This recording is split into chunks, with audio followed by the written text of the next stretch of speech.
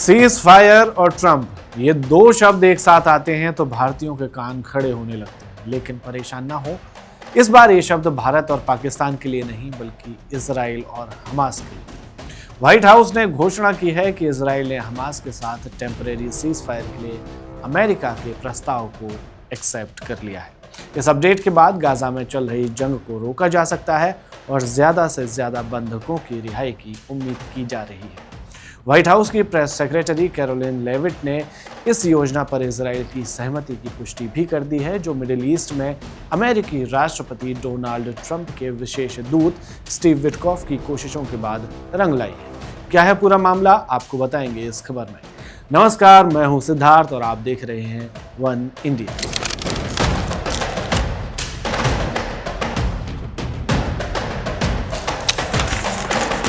नए cease fire प्रस्ताव की बारीकियों का खुलासा नहीं किया गया है। हालांकि सेना सूत्रों का कहना है कि इजरायली सेनाएं पिछली स्थिति में लौट आएंगी और हमास 1100 से अधिक फिलिस्तीनी कैदियों के बदले में इजराइल के 10 जिंदा बंधकों के साथ मारे जा चुके बंधकों की लाशें भी वापस करेगी।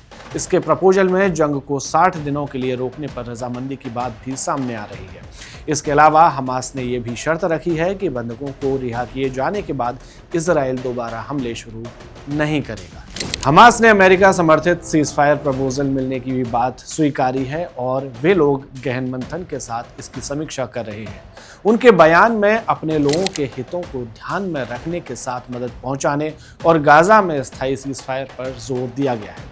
इससे पहले हमास ने अमेरिकी दूत स्टीव विटकॉफ के साथ स्थायी सीज फायर को लेकर चर्चा की, जिसमें गाजा से इजराइल की पूरी तरह से वापसी और गाजा पट्टी में लोगों को मानवीय सहायता में बढ़ोतरी जैसे मुद्दे शामिल रहे। सीज फायर के दौरान जिस बात पर सबसे ज्यादा फोकस है वो ये कि रोजाना लाखों लोगों तक खाना कैसे पहुंचे। सैकड़ों सहायता ट्रकों को गाजा में जाने की परमिशन दिए जाने की मांग जोर पर है और वहां पीड़ितों की आबादी लंबे समय से नाकाबंदी के चलते खाना और मेडिकल एड से दूर है, जिसने कई लोगों को अकाल और चिकित्सा सेवाओं की कमी से मौत के कगार पर पहुंचा दिया है। मानवीय स्थिति इतनी गंभीर है कि एक रोटी और खाने वाले 50 लोग, अगर किसी माँ के हाथ ये रोटी लग जाए तो उसके सामने सबसे बड़ी समस्या ये होती है कि वह अपनी किस औलाद का पेट पहले भरे। मौत के आंकड़े की बात करें तो मार्च से अब तक इजरायली हमलों और उनसे उपजी त्रासदियों में 54,000 से अधिक फिलिस्तीनी लोग मारे गए।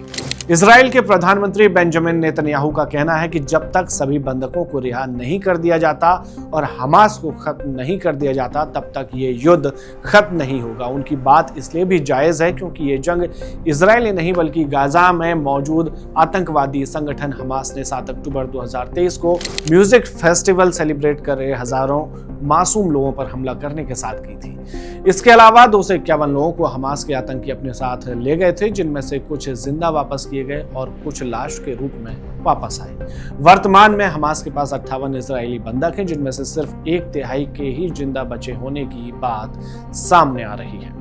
जो बंधक जिंदा लौटे उन्होंने बताया कि हमास के आतंकी बंधकों के साथ बर्बरता कर रहे हैं, जिसमें महिलाओं के साथ रेप और पुरुषों की गला दबाकर हत्या की जाने की बात मेडिकल रिपोर्ट्स में सामने आई है। एक सच ये भी है कि इजराइल के इतने भीषण हमलों के बावजूद हमास के आतंकी उसी जमीन पर पनाह लिए हुए हैं और वहीं से अभी भी जंग को जारी रखे हैं, जिसका खामियाजा गाजा में रहने वाली आम आबादी को उठाना पड़ रहा है। लिहाजा इजराइल के पास हमास को किसी भी सूरत पर न छोड़ने के पर्याप्त कारण है। साथ ही इजराइल चाहता है कि 7 अक्टूबर जैसा हमला दोबारा ना हो, इसलिए इजराइल गाजा पर लंबे समय तक कंट्रोल की भी योजना बना रहा है और वहां इजरायलियों को बसाने का प्रस्ताव भी दे रहा है।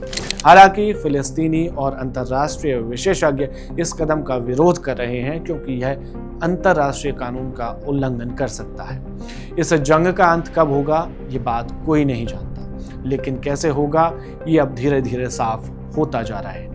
इस खबर पर आपकी क्या राय है, हमें कमेंट में जरूर बताएं।